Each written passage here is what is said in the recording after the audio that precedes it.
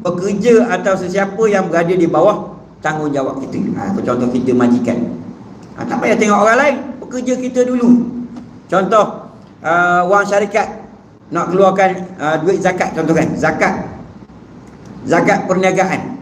Maka tengok anak-anak buah kita di bawah ni, ambil tahu, ambil cakna layak ataupun tidak. Rupanya dia termasuk di kalangan mereka yang layak dapat zakat. Kenapa? Kita beri ke orang lain, beri ke dia. Ataupun bantuan-bantuan, bukan zakat, bantuan-bantuan. Tengok orang bawah tanggungjawab kita, mereka perlukan, beri mereka. Maka hak tu yang lebih afdal. Sebab depan mata kita dapat merasakan, tak banyak pun sedikit, kita dapat merasakan bagaimana keadaan dia tu.